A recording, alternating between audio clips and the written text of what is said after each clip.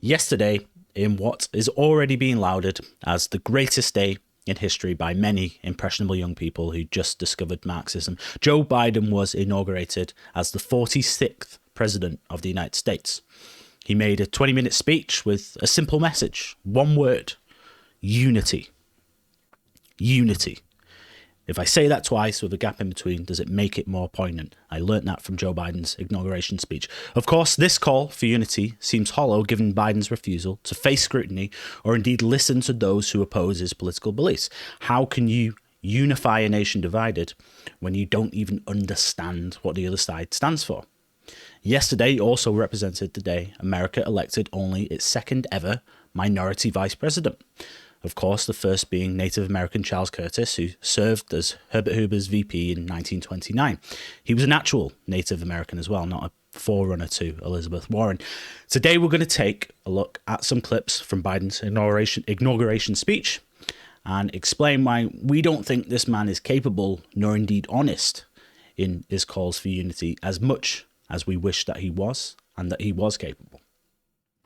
This is Political. As always, if you do enjoy the content, please do hit us up with a subscribe and a like. Give us a comment down below. Let us know what you thought of Biden's speech or even the inauguration as a whole if you did watch it yesterday. I'd love to hear what people's thoughts are on what happened in general and his speech in general. So, first clip we're going to play is Joe Biden. He's talking about, to give a little bit of context, the challenges, as he puts it, that this administration, his administration, faces over the next 4 years. So take a listen to this. A cry for racial justice, some 400 years in the making, moves us. The dream of justice for all will be deferred no longer. A cry for survival comes from the planet itself. A cry that can't be any more desperate or any more clear now. A rise of political extremism, white supremacy, domestic terrorism that we must confront and we will defeat. So Joe Biden there talking about, I guess, systemic racism, finally bringing equal rights and ending slavery in America. That's his goal. He's talking about global warming, obviously. And finally, he's talking about, the other grave issue that faces America today. Of course, white supremacy and domestic terrorism. I mean, it's everywhere. You just can't escape it, can you? So when I hear this in a vacuum, you listen to that and you think, okay, if you didn't know anything about American politics, you might think, okay, yeah, that seems like a noble goal, fight against white supremacy, right?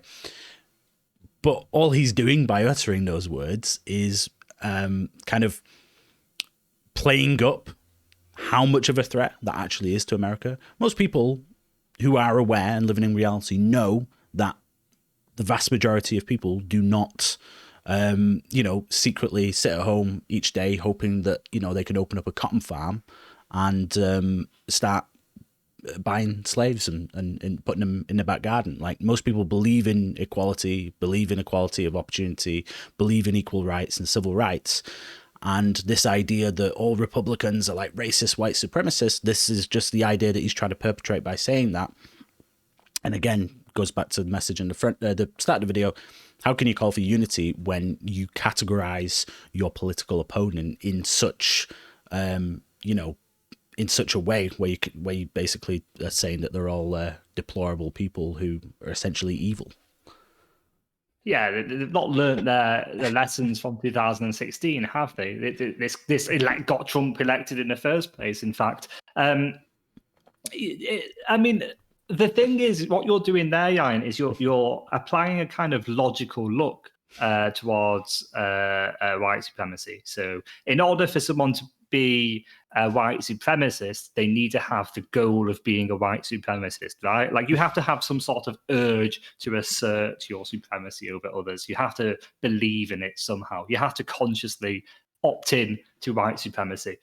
That's the way normal people think. But these weirdos on the left, they think that built into every single white person is white supremacy, because we're all like products of the system, right? And therefore we benefit from it. So we are therefore all white supremacists.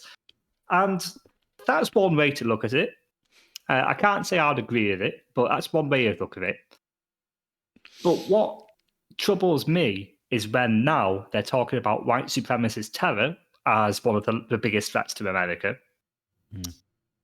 Who are they labeling a white supremacist? It's, as you say, it's all of us. It's people like you. It's people like me. It's every single white person, let alone the Republicans, let alone people like Donald Trump. So if white supremacy and terrorists are one and the same, then who you label as a white supremacist has an effect, and it matters. It could even have a legal repercussion. I don't like that, and that's very scary. Yeah, I mean, it started with racism, didn't it? And now it's been extended to just you're not merely just a racist, you're a white supremacist now. And they loosen the definition, like say, of what these things mean, and then you can just label anybody as you want with it. It is obviously the tried and tested tactics, I guess, of identity politics. Really, that's how they eliminate their opposition and make it taboo to even listen to what they have to say, and that's where cancel culture comes from. So we've got another one here. This is Joe Biden. He's talking about, well, he's invoking the memory of Abraham Lincoln, and he's talking about unity and how he wants to unify America. On New Year's Day in 1863, Abraham Lincoln signed the Emancipation Proclamation. When he put pen to paper, the president said, and I quote, "If my name ever goes down into history, it'll be for this act, and my whole soul is in it." My whole soul is in it.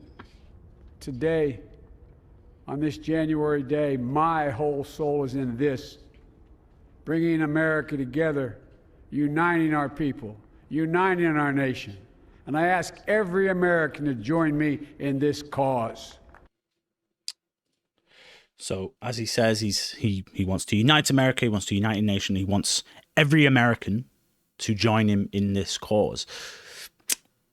The issue is that how can Joe Biden possibly ever unite Americans?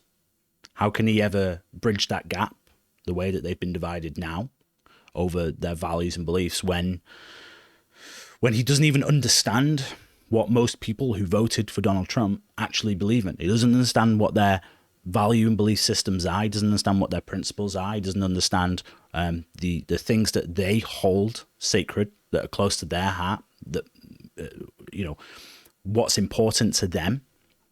He doesn't understand any of those things. When he talks about unity, what he means in his mind is racial unity, because in his mind, America is fraught with racism, and that everyone's racist, and well, not everyone's racist, but all Republicans are racist. And what they need to do is they just need to listen to Joe, because he has the answers. He'll just tell you why, you don't have to be so racist, and we can bring unity to America that way. That's in his mind. That's how he thinks America can be united. That's what he thinks Republicans stand for, racism and white supremacy, and that's what he means when he says unity. He's going to bring them together that way. So this is why we say it's not possible for him to actually achieve what he says he sets out to achieve. How can he? He wouldn't even know what to say to make these people, to make Republicans and Trump supporters, he wouldn't know what to say to them to actually make them feel like he understands, or is even listening to their concerns and the things that they believe in. Yeah, you hit the nail on the head. There's been no attempt at all to understand conservatives, and especially this new wave of conservatism, right? Because if anyone understands the kind of fiscal conservatism, small government, etc., that we're fans of, that's Joe Biden. He's been around for a while. He's talked a lot, John McCain and stuff back in the day. He understands a kind of centrist conservative point of view. What he hasn't done is he hasn't tried to understand the why people voted for Donald Trump in the first place. He's been hoodwinked, okay? All this left-wing narrative that if you're a Trump voter, you're a racist and all this, as you say, he's starting to believe it. He can't understand the concerns of someone in Pittsburgh whose job relies on on the production of natural fuels.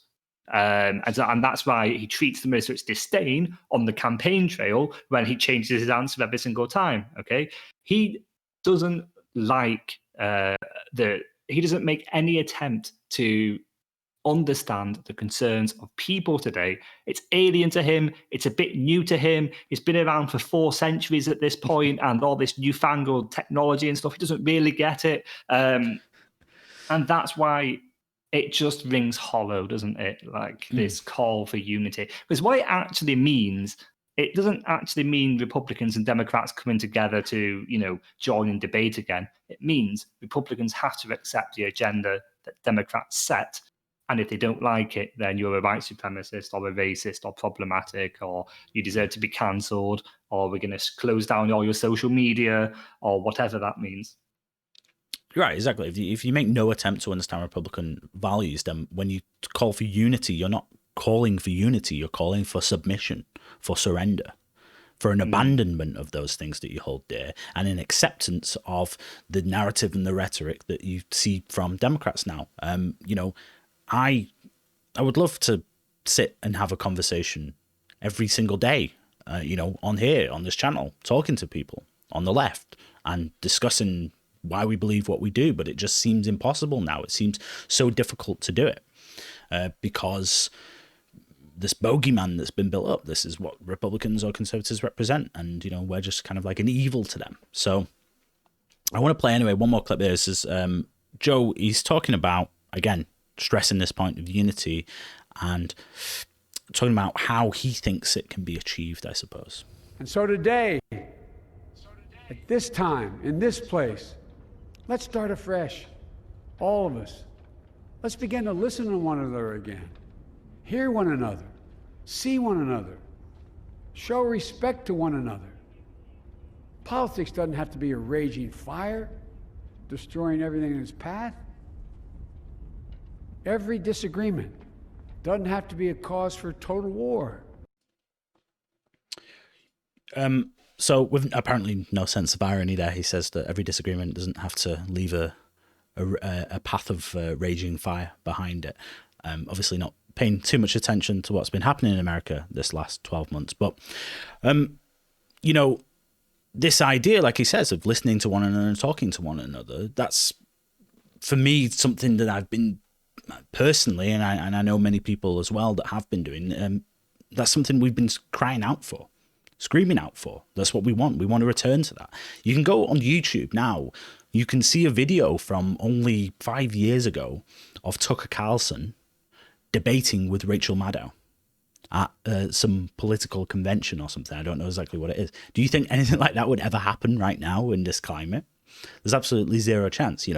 My mum is like is very left-wing person. She hates Donald Trump. She hates Boris Johnson, our prime minister here, and conservative prime minister in the UK. But when I speak to her and we talk about politics, it doesn't get fiery, or we don't start arguing or shouting with each other or anything. We just talk about it and understand. I understand why she believes what she believes in. She understands why I believe what I believe in. But our own life experiences have meant that we come to different conclusions. That's absolutely fine. There's nothing wrong with that. When I see these videos of, kids like uploading videos to Twitter or Instagram or whatever, TikTok, and they're like, oh, my racist parents, they've made me cry or whatever and all this. And it's like, how much of that is because your parents are, actual members of the Ku Klux Klan, and they're coming home every day like burning crosses and stuff in your back garden, and that's what's upset you? And how much of it is because you believe that they're like these evil villains who are literally Hitler, because that's what you've been told, and it makes it impossible for you to actually have any kind of conversation with them? How much of it is for each of those reasons? I'm willing to wager that in the vast majority of cases, most of these young, impressionable people who listen to the mainstream media are perfectly capable of having civil conversations with their Republican parents or Trump-supporting parents, if they weren't so ideologically, I guess, radicalized really is the only word for it, in how they view the world and how they view their political opponents. And that way of viewing the world now has reached the top because Joe Biden thinks that way as well, it seems. And if he thinks that the president thinks that way, how is there any hope that people are going to start talking to one another again? It's okay saying it, but I don't really see how it's going to be achievable. Yeah, it's the left that's been driving this intolerance all along. I mean, I was watching a video yesterday. It's a conservative. He was talking. I think he was a QAnon supporter or whatever. And someone wearing a mask, all in black, comes up and punches him. You know, he's just doing a PS to camera for a news station. I think it's ABC, and someone comes up and punches him. And actually, there's hundreds of videos like that. Right? Like someone on the right has an interview and someone punches them, or someone on the right goes to a university for a debate, just like Tucker did, and there's 200 students turn up and don't let them in. Or in Europe, over the elections in the last 4 years, we had milkshaking, which is where people would throw milkshakes at Nigel Farage and things like that to stop them from being able to go out in public because it's sticky, it's warm, and that sort of thing. They've driven right-wing thought basically underground, okay? Because you cannot go out in public anymore and advocate a conservative point of view without a hell of a lot of hate coming back at you. So when they say listening to one another, that's a real kick in the teeth. When you try to go on social media, and I say try to go on social media because Parler's still down, as I understand it. Twitter, we've been warned on Twitter for advocating our opinions. We don't express anything extreme. During the Hunter Biden case, which is now perfectly fine to talk about, we were banned from how many places we were banned for? We were banned from Facebook, weren't we? Yeah. But listen to one another, guys, right? Like we see this huge crackdown on conservative thought. The former president of the United States, Donald Trump, doesn't have a social media account because no one lets him on, but we're listening to one another. Get real, Joe. Get real. It's ridiculous. Don't make me laugh.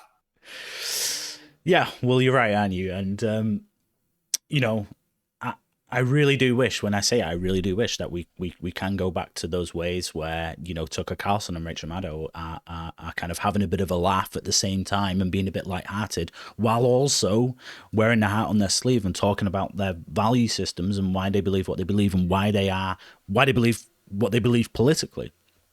You know, and accepting that then neither of them are evil villains who are literally Hitler and, you know, want to start rounding up people and putting them into camps or anything like that, but just accept that they believe what they believe because they think it's a good thing for everyone, and you just disagree because based upon your own life experiences. That's literally all every disagreement comes down to, essentially, because a lot of it comes down to life experiences, and you weigh bits of evidence differently depending on how those things have personally affected you.